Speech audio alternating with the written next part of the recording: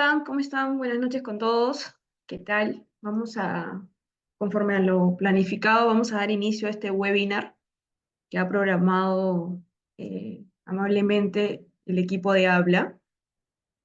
Mi nombre, para empezar, es Stephanie Rubio, soy abogada, especialista en contrataciones con el Estado, pertenezco a la Sociedad del Estudio Rubio y Avilés.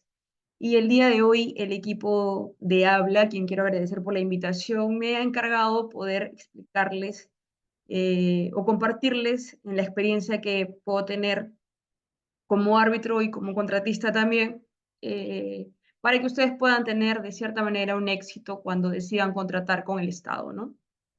Así que sin más preámbulos y nuevamente agradeciéndole al equipo de Habla por la invitación y por siempre tenernos presentes para poder, o para este tipo de eventos, voy a iniciar con este webinar. Y bueno, para poder tener éxito en las contrataciones con el Estado,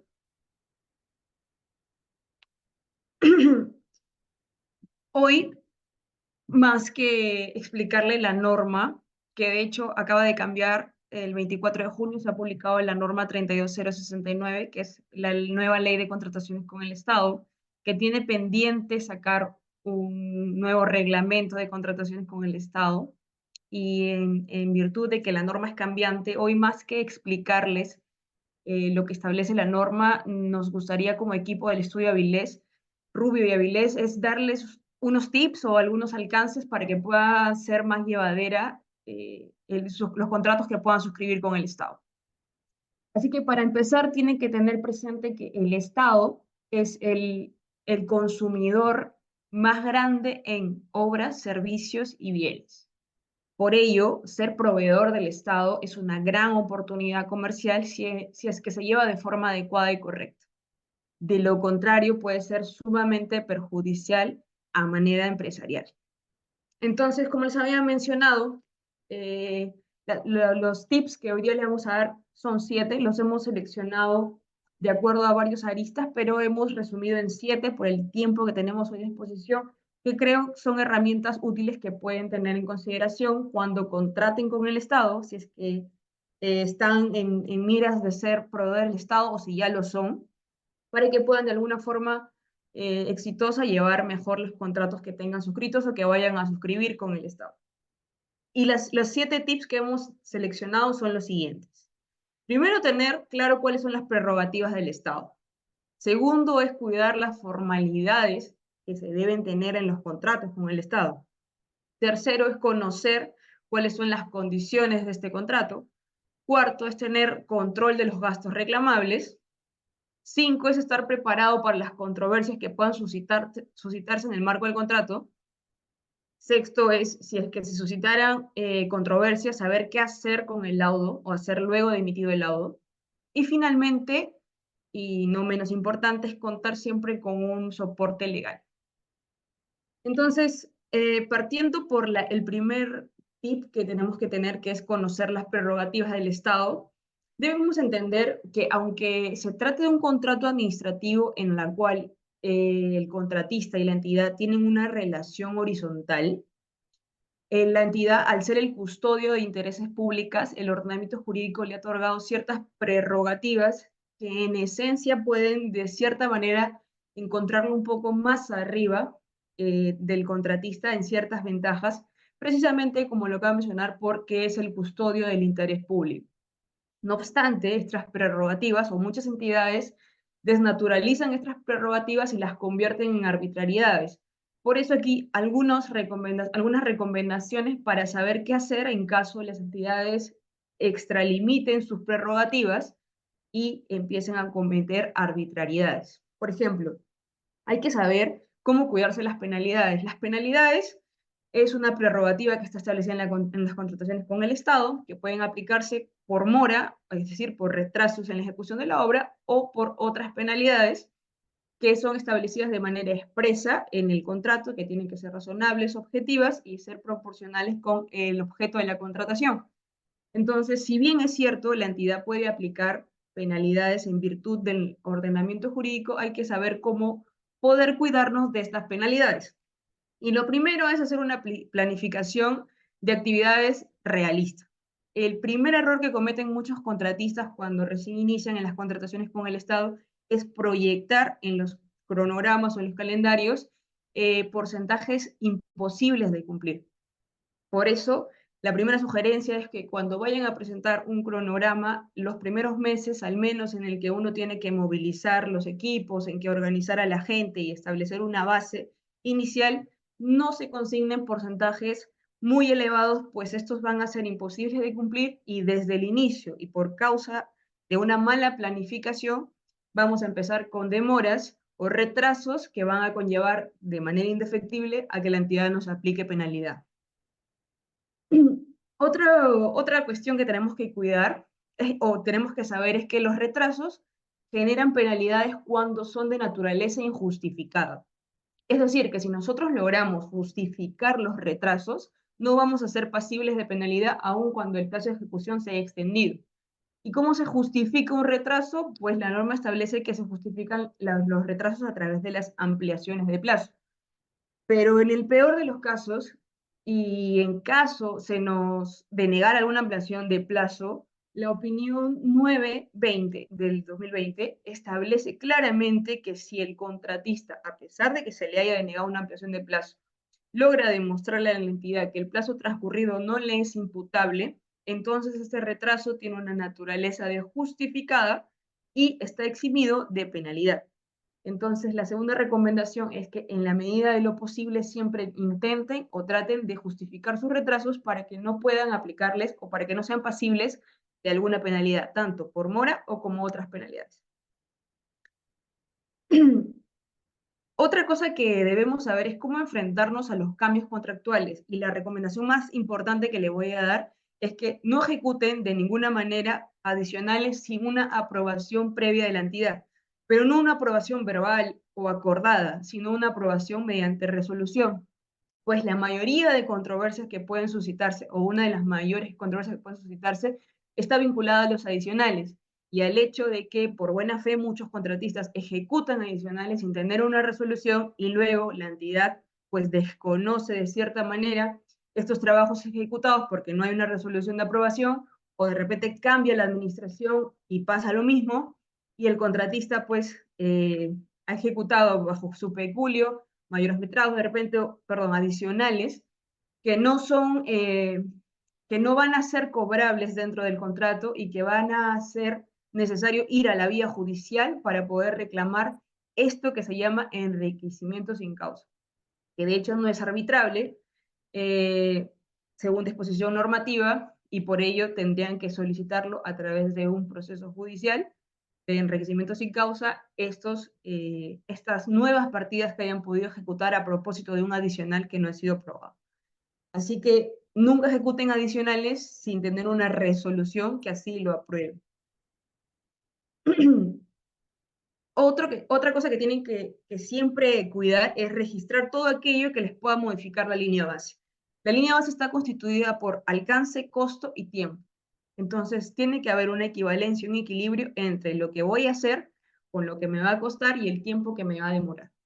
Entonces, si hay algo que pueda cambiar esto, siempre tengo que registrarlo para precisamente, conforme lo había mencionado anteriormente, pueda justificar en caso de tener un retraso, haya un mayor costo o el alcance sea mayor. Entonces, hay que siempre tener cuidado y previsión de registrar todo aquello que pueda modificar nuestra línea base.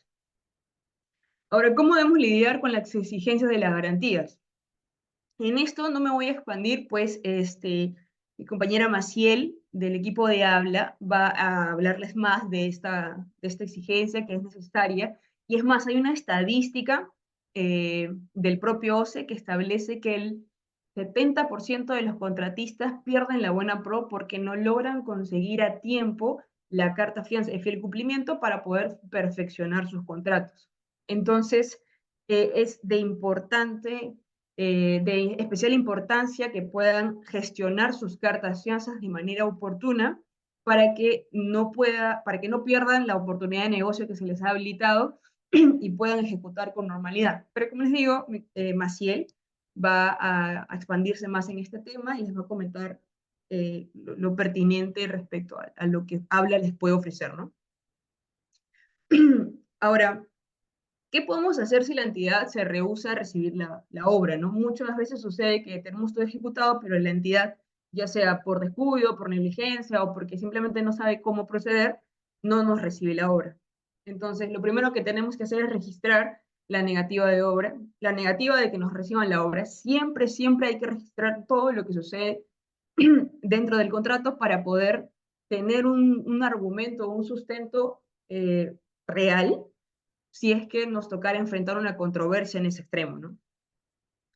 Luego, la norma nos faculta que cuando hay una demora en la recepción de la obra, podemos reclamar los gastos precisamente que hayamos incurrido en el periodo de esta demora. Y también podemos registrar y reclamar los daños que se hayan podido ocasionar respecto de la demora. Ojo que nosotros podemos haber concluido la obra de manera perfecta, pero si luego de eso suceden, por ejemplo, fenómenos climáticos que nos dañen partidas, que nos estropeen lo que hemos ejecutado, entonces hay que registrarlo porque eso no es un perjuicio que deba asumir el contratista en caso sucediera. Entonces hay que cumplir con registrar y en su oportunidad reclamar el costo si tuviéramos que eh, volver a hacer o reparar alguna partida que se haya afectado por la demora en la recepción de la obra. Ahora, lo que también sucede mucho es que a veces la entidad no cuenta con el terreno disponible para poder ejecutar. Entonces, cuando sucede esto, nuevamente lo que tenemos que hacer es registrar este impedimento y atribuirle esta responsabilidad a la entidad, pues son ellos los llamados a cumplir con la entrega, ya sea parcial o total, del terreno. Y también, si lo consideramos pertinente y haciendo un análisis de costo-beneficio, podríamos resolver el contrato y solicitar el resarcimiento de daños y perjuicios conforme lo señala la propia norma. Finalmente, ¿cómo podemos lidiar con la transferencia de responsabilidades? Pues hay que tener claro cuáles son nuestras responsabilidades y para eso hay que conocer el contrato y el alcance del mismo, tanto nuestros derechos como nuestras obligaciones, y también determinar y revisar la asignación de riesgos, que ahora es de obligatorio, tiene que estar de manera obligatoria en el contrato y en las bases para saber qué riesgos se nos están atribuyendo y sobre los cuales tenemos que o mitigar o cuidar para que no se susciten, pues serán atribuibles a nosotros como contratistas.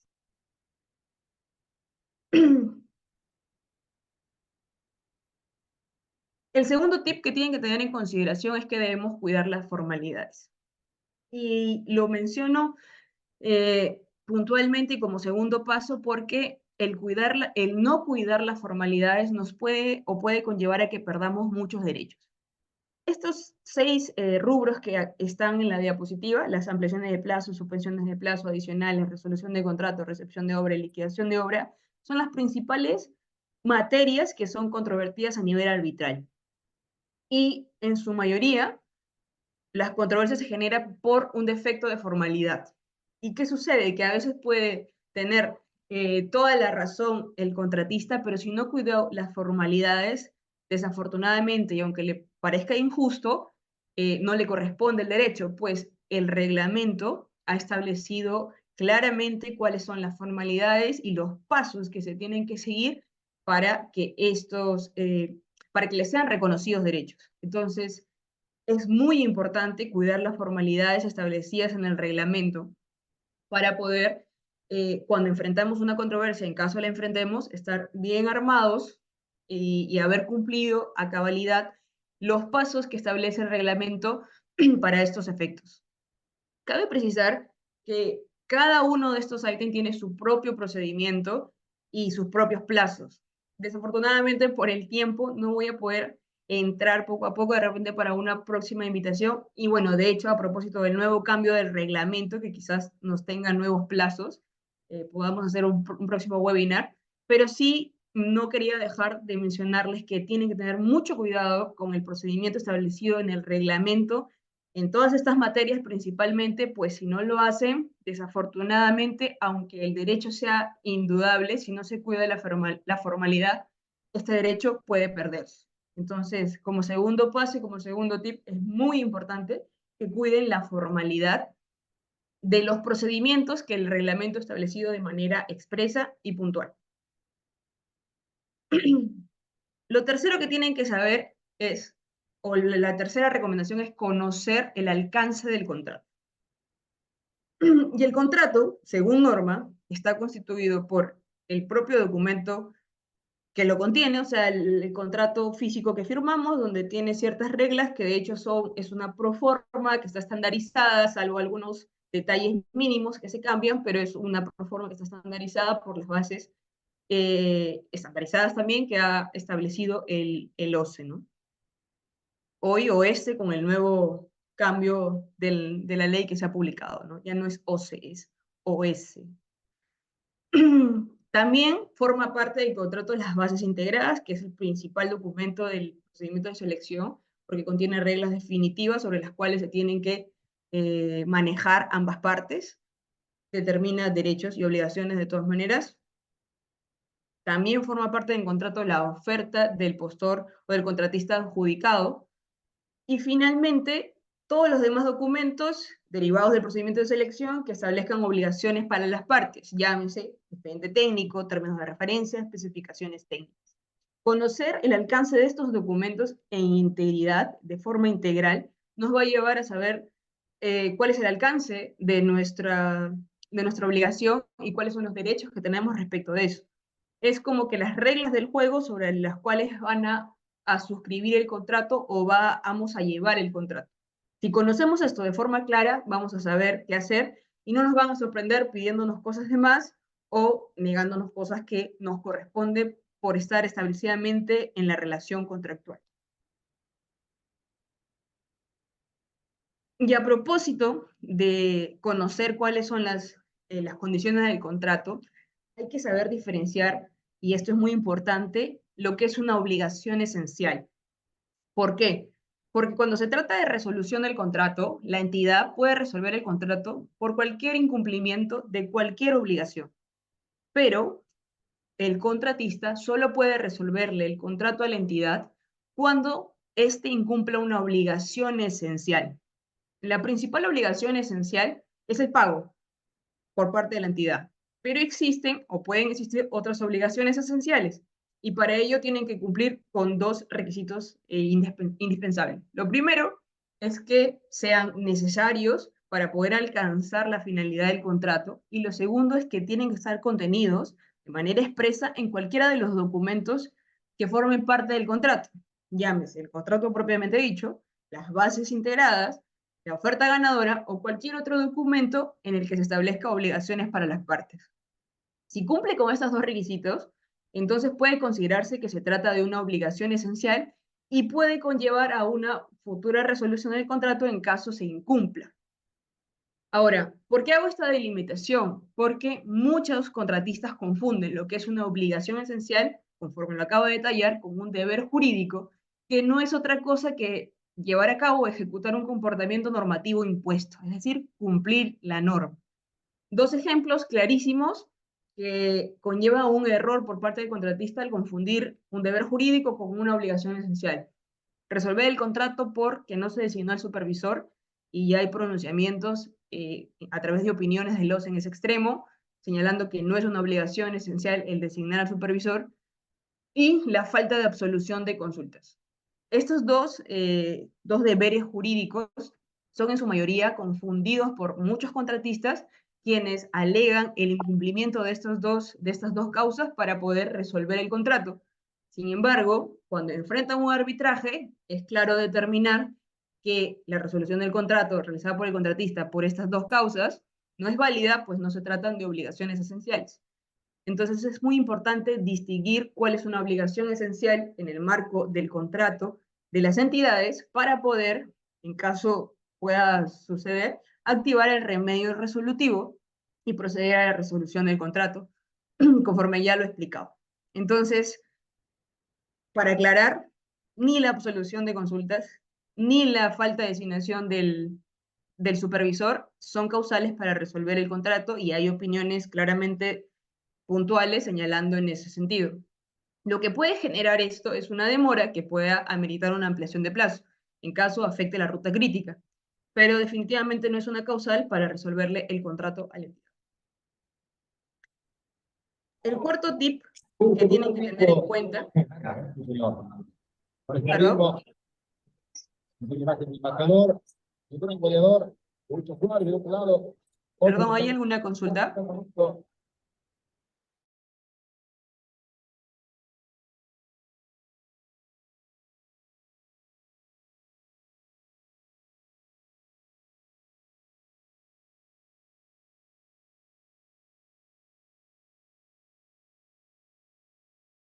Stephanie. No se escucha. Sí, Stephanie, estás en mute. Stephanie, Perdón. tu audio. Sí, disculpen, se activó el mute, no sé por qué. Pero reanudando, para que puedan tener una mejor gestión de su propio proyecto y de su flujo de caja, de hecho, tienen que saber y tener muy ordenado estos 4 apartados, digamos, que determinan siempre el costo de la obra, el costo real de la obra, ¿no? Primero es el personal, es el equipo técnico, operario, administrativo que está involucrado en la obra, de los cuales tienen que tener un control de sus horas realizadas, de sus beneficios en caso correspondieran, de la planilla, en fin, en caso, todo lo que pueda corresponder. Otro apartado es el control de los equipos, que es la maquinaria que son necesarias para la ejecución de la obra, que pueden estar involucrados en el equipamiento estratégico o también como parte de la logística o la estrategia que tenemos prevista, pueden ser adicionales a este listado de equipamiento estratégico, pero con la contingencia de que esto puede sumar a que nosotros cumplamos los objetivos, pero en cuanto a lo reclamable, nada que esté fuera del equipamiento estratégico va a ser reconocido por la entidad. Pero igual hay que tenerlo ordenado y claro, no solo para la gestión de la obra, sino en caso nos toque asumir una controversia. Lo siguiente que tenemos que tener bastante orden son las garantías, porque de hecho las garantías están previstas por un periodo específico. Por ejemplo, la garantía de fiel cumplimiento actualmente, según la norma, debe estar renovado vigente hasta que se apruebe o se consienta la liquidación. Los adelantos, la garantía de adelantos hasta que se amortice, pero suceden a veces ciertos eventos que alargan el periodo de ejecución y nos obligan a seguir manteniendo las cartas fianzas. Entonces, este plazo que no estaba comprendido dentro de nuestra obligación esencial o de nuestra obligación inicial del contrato, también puede ser reclamable siempre que lo tengamos en orden y en cuidado. Y finalmente, los gastos de logística, obviamente que son todos los recursos que necesitamos para poder cumplir con el objetivo que tenemos previsto en la obra, ¿no? Materiales, insumos, almacén, oficina, transporte, servicios, etc., ¿no? Este esquema de gastos, si lo llevamos en orden y de hecho con el apoyo de un asesor contable o el área contable, nos va a ayudar no solo a tener una mejor gestión de la obra, como repito, sino que en caso tengamos que enfrentar controversias cuyos pretensiones sea reclamar gastos generales, pues este orden que tenemos, este cuidado que tenemos con estos documentos o con estos costos en los que normalmente se incurren cuando se ejecuta una obra, sea mucho más fácil de poder reclamar, ¿no? Entonces, hay que tener en claro, además de esto, cuáles son los posibles costos reclamables que tengamos dentro del margen del contrato. Y así, por ejemplo, tenemos que los gastos reclamables son, por ejemplo, el 50% de la utilidad dejada de percibir sobre el saldo de ejecución de obra cuando la resolución del contrato sea atribuible a la entidad. También podemos reclamar los daños y perjuicios si la resolución del contrato es por la demora en el cumplimiento de los requisitos para dar inicio a la ejecución de la obra.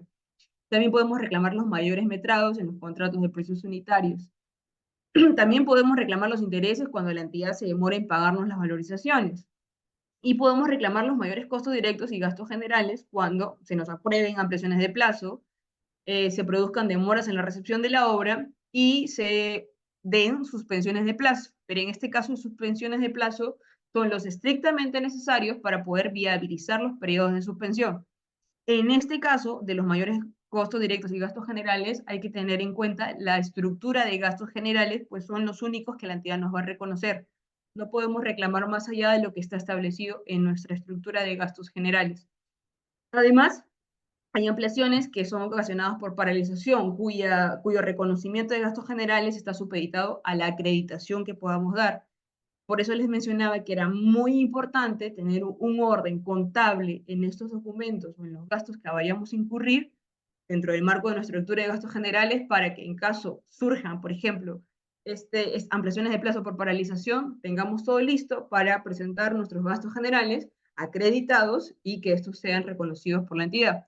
O en caso de enfrentar una controversia, de poder aportar los medios probatorios suficientes para que el árbitro, el tribunal arbitral, pueda determinar el monto, los costos en los que hemos incurrido como consecuencia de alguna controversia y puedan ser reconocidos sin ningún tipo de problema. Entonces, el cuarto tip es tener un control ordenado y eficiente de los costos en los que podamos incurrir, principalmente de la estructura de nuestros gastos generales, ¿no? El quinto tip que les puedo dar es estar preparado para enfrentar las controversias. ¿Cómo se está preparado para enfrentar las controversias? Siguiendo los cuatro tips iniciales. Saber cuáles son las prerrogativas del Estado, cuidar las formalidades, conocer el alcance del contrato y saber cuáles son los gastos reclamables y tenerlos sumamente ordenados. Esto nos va a ayudar a estar bien posicionados en una controversia. Sucede que muchas veces hay contratistas que realmente tienen derecho a ciertas cosas, pero por los descuidos en la gestión de su obra, muchas veces no se les puede reconocer el derecho, o muchas veces en lo real puede que tú lo escuches y puedas reconocer que en efecto le asiste el derecho, pero por no cuidar las formalidades, por no tener ordenado sus gastos o sus gastos generales para la acreditación o simplemente por no saber qué tenía y qué no tenía que hacer en el marco del contrato o por dejarse avasallar porque la entidad fue más allá de sus prerrogativas, entonces en el posicionamiento del arbitraje están en un barco muy débil, casi hundido y casi de forma casi que no se puede salvar. Entonces, si nosotros llegamos a un arbitraje teniendo en cuenta los cuatro tips anteriores, entonces vamos a estar muy preparados para enfrentar las controversias. Pero además hay que saber y conocer cuáles son los mecanismos de solución de controversias que tenemos, que nos ha previsto la norma. Es fundamental cuidar el plazo de caducidad porque si se nos va el plazo de caducidad, entonces vamos a perder nuestro derecho de poder reclamar lo que correspondía. Y si es necesario, dependiendo de la situación en cada contexto, hay que utilizar medidas cautelares también. Respecto a conocer cuáles son los mecanismos de solución de controversia, pues la norma ha establecido 3 mecanismos de solución de controversia: la conciliación, la junta de resolución de disputas y el arbitraje. Pero yo considero que el mecanismo top, el mecanismo rey, es el arbitraje, pues si la conciliación no lleva a buen puerto, pues tienes que ir a arbitraje, y si la JRD resuelve algo con lo que tú no estás de acuerdo, pues también dejas señalado tu derecho de que vas a ir al arbitraje para que sea un tribunal arbitral o un árbitro único, quien dirima esta controversia y se pronuncie al respecto. Entonces, es el mecanismo de solución top dentro del marco de las contrataciones con el Estado. Ahora,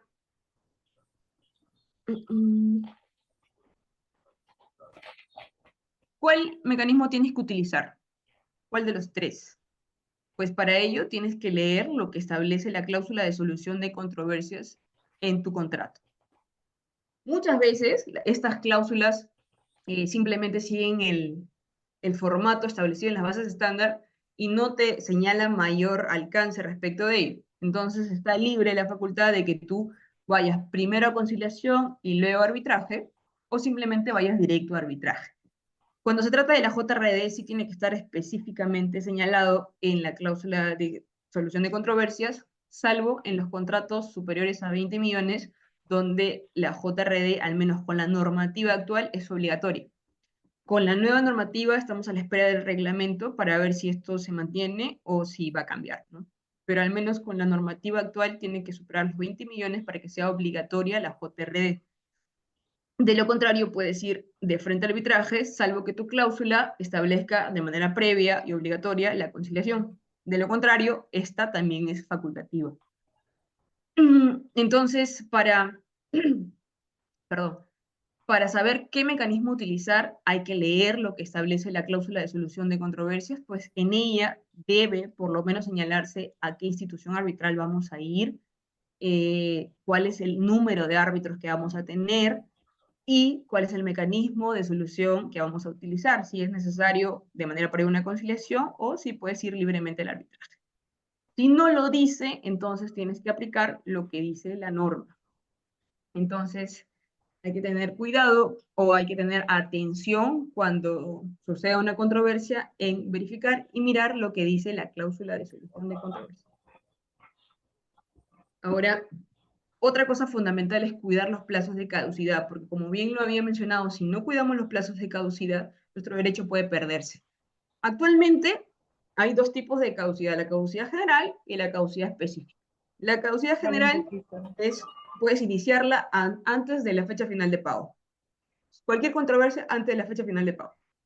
Pero la caducidad específica actual está referida a la nulidad del contrato, a la resolución del contrato, a la ampliación de plazo, la recepción, la conformidad, las valorizaciones, metrados y liquidación. 30 días desde suscitado cualquiera de estos eventos para poder someterlo a controversia. De lo contrario, habrá operado la caducidad y ya no podrás reclamar ante ningún tribunal ninguna controversia relacionada con esto. Con la norma 32069 ha cambiado también esta caducidad y ya no se establece, digamos, una caducidad general o una específica, sino que ha establecido, considero yo, dos específicas, pero detalladas de forma muy clara. Por ejemplo, ha señalado que las controversias relacionadas a la nulidad, resolución, invalidez del contrato tienen 30 días desde suscitado este evento para poder llevarlo a arbitraje. Cualquier otro evento, llámese ampliaciones de plazo, todo eso, puede iniciarse el arbitraje 30 días desde que se entregan los bienes, desde que se emite el último informe de supervisión, bueno, de consultoría, y desde que se entrega la obra. Entonces, ya no son 30 días desde que te deniegan la ampliación de plazo, o desde que no te dan la conformidad, en fin, sino desde que 30 días desde que o entregas los bienes, o emites tu último informe en consultoría, o entregas la obra. Cuando son controversias de liquidación, por ejemplo, es de vencido el plazo para el procedimiento de liquidación, 30 días. Cuando no te paga, es vencido el plazo para el pago, 30 días, o si te hacen un pago parcial respecto al cual no estás de acuerdo, desde el último pago, 30 días. Entonces, con la nueva ley de contrataciones con el Estado, ha cambiado un poco la figura de los plazos de caducidad. Igual, siempre, como esta ley recién entra en vigencia a los 90 días de publicada, se publicó en junio, debe estar en vigencia en julio, agosto, septiembre, octubre, en octubre más o menos, hay que revisar siempre cuál es el marco legal aplicable a nuestro contrato. Y para ello tenemos que saber cuándo fue la fecha de convocatoria y qué norma estaba vigente a esa fecha para poder aplicar los plazos de caducidad. Hay controversias que todavía están en el marco del Decreto Supremo 184/2008, en el que establecía que los plazos de caducidad eran de 15 días hábiles, y por error, porque la norma actual establece 30 días hábiles, aplican los 30 días hábiles y cuando van a un tribunal, pues ya ha operado la caducidad por descuido y no saber qué norma le es aplicable al contrato. Entonces, lo primero que tienen que hacer cuando se genera una controversia es saber cuál es su fecha de convocatoria vinculada a ese contrato para determinar qué norma estaba vigente a esa fecha para poder aplicar, obviamente, los alcances de esa norma y no incurrir en ningún tipo de error de procedimiento o de caducidad en ese sentido. Sobre las medidas cautelares, pues son medidas temporales, provisionales, que pueden ser solicitadas ante el tribunal o ante el árbitro de emergencia o ante los juzgados comerciales. Principalmente son, en el marco de las contrataciones con el Estado, pueden ser de no innovar para mantener el status quo o innovativas para restablecer el status quo. No, la normativa de contrataciones con el Estado, aunque ha había adicionado un capítulo especial para medidas cautelares, no ha establecido cuáles son sus requisitos, ni siquiera la ley de arbitraje. Entonces, seguimos sometidos a los requisitos que establece el Código Civil, que son verosimilitud del derecho y inminencia de un perjuicio irreparable, que es el peligro en la demora, la adecuación y la contracautela. La verosimilitud es demostrar de cierta manera que te asiste el derecho. El peligro en la demora es acreditar que si no se atiende de forma inmediata, pues se te va a generar un perjuicio. La adecuación es la razonabilidad y la coherencia que existe en las pretensiones que vas a solicitar en la demanda con tus pretensiones cautelares. Y la contracautela, que voy a explicar más adelante, es como que una contragarantía a quien se le va a afectar con una medida cautelar. Como les decía, la nueva ley de contrataciones con el Estado en su artículo 85 ha establecido un apartado independiente de las medidas cautelares, cosa que no había sucedido en las otras normas, en el que establece, o la principal novedad de este artículo o de este capítulo de medidas cautelares es que ya no procede otorgar medidas cautelares sin correrle traslado a la otra parte. Antes, en el Código Civil, la regla excepcional es correrle traslado a la contraparte. En la ley de arbitraje, la regla excepcional es no correrle traslado a la contraparte. Pero si tú solicitabas y acreditabas que había un motivo para que no le corras traslado, lo podías sustentar ante el árbitro, el tribunal o árbitro de emergencia, y este podía no correrle traslado a la contraparte y emitir la medida cautelar, otorgar la medida cautelar. Pero con la nueva ley de contrataciones establece la prohibición, bajo sanción de nulidad, de que se pueda otorgar una medida cautelar sin que antes se le corra traslado a la contraparte sobre la misma. Entonces, es la principal, a mi consideración, novedad que se tiene en el marco de este cambio normativo. Y la contracautela también es otra novedad que estableció este capítulo, pues establece que la contracautela puede ser una caución juratoria para contrataciones de hasta 200 UIT y para contratistas que sean micro y pequeñas empresas. Los demás tienen que presentar una garantía bancaria o patrimonial de ejecución inmediata y todo lo que ya conocemos, ¿no? Que se había cuestionado anteriormente. Este cambio normativo ha generado bastante controversia, pues se señala que no cumple con el principio de equidad, pues no se puede hacer una diferenciación para ciertas empresas como las MIPES y para otras no, ¿no? Entonces, genera un poco de controversia, pero al final y al cabo es lo que establece la norma. Luego hay que saber qué tenemos que hacer cuando, como sexto tip y penúltimo, es saber qué hacer cuando ya tenemos un laudo, ¿no? Ya hemos enfrentado una controversia, tenemos un laudo, hay que saber qué hacer, ¿no? El primer paso, y en cualquier supuesto, hay que establecer o presentar las solicitudes respecto del laudo, ya sea por interpretación, cuando haya un objeto, algún apartado dudoso, oscuro, la rectificación cuando hay errores materiales, la exclusión cuando se ha sometido o se ha pronunciado el tribunal sobre cosas que no han sido sometidas a su competencia, o si son materias que no son arbitrables. Y la integración cuando, por el contrario, el tribunal o el árbitro único no se ha pronunciado sobre ciertas materias que le han sido sometidas a su competencia. Entonces, activando estas solicitudes, en caso correspondiera, puede que no corresponda también, se cierra, digamos, el proceso arbitral. Ahora, hay dos caminos, que es normalmente lo clásico, ¿no? La parte vencida, o la parte que pierde el arbitraje, siempre va a una anulación, casi siempre. Y la parte que gana el arbitraje suele ir a una ejecución. En cualquier caso, la ejecución del laudo, para ejecutar el laudo, primero tienes que reclamar o exigir el cumplimiento del laudo según la ley de arbitraje en un plazo de 15 días. Tienes que verificar si el tribunal tiene facultades para ejecutar el laudo. Generalmente no las tiene. Entonces tienes que acudir al proceso de ejecución en los juzgados comerciales para que pueda hacerse efecto y ejecutivo, considerando que el laudo es un título ejecutivo, para que se pueda cumplir lo señalado en el laudo y lo dispuesto por el tribunal arbitral.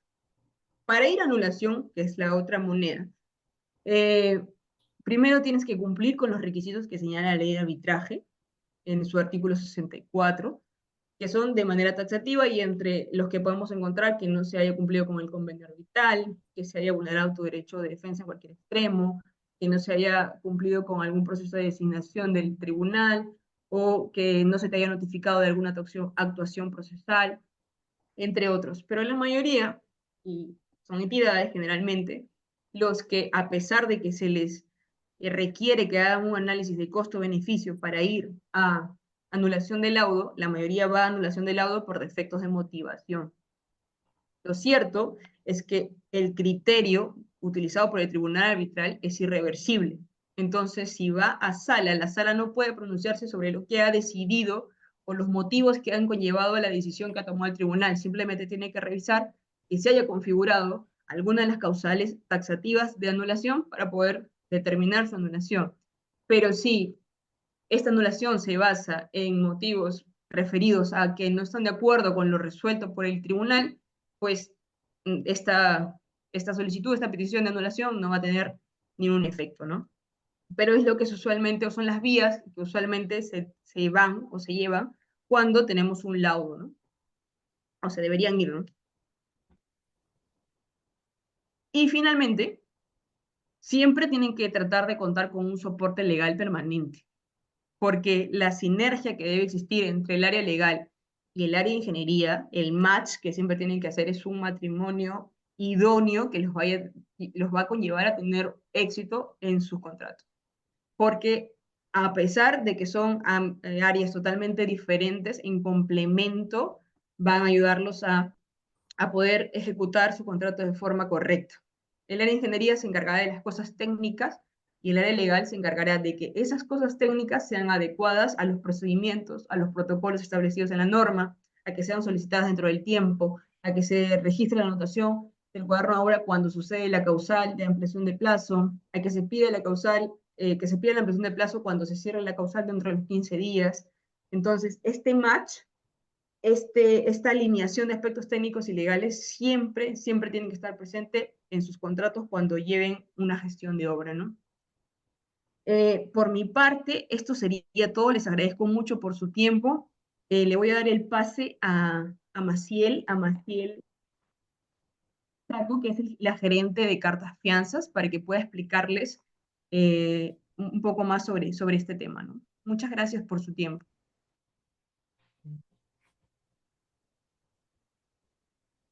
Gracias, Stephanie, por tu explicación. Bueno, ahora yo les voy a contar un poquito sobre Habla, sobre carta fianza y sobre los productos que podemos ofrecerles. Un momentito, por favor.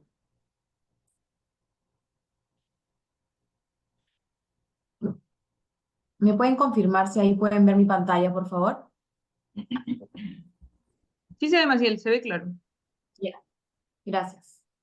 Bueno, les voy a contar un poco sobre Habla, ¿no? Habla es un grupo asegurador líder en Latinoamérica. De hecho, la visión es contribuir con el desarrollo económico y social de la región, por eso es que viene creciendo constantemente. De hecho, partió en Chile, que es nuestra casa matriz, luego iniciamos operaciones en Perú hace más de 8 años, en pandemia abrimos mercado en Brasil y en México, y este año nos dieron la licencia para operar en Estados Unidos y vamos a operar, esperamos, en los próximos meses. Sobre Habla, tenemos más de 15 años de experiencia en Latinoamérica. De hecho, somos líderes en el mercado de fianzas, cauciones, seguro de crédito y seguros de ingeniería.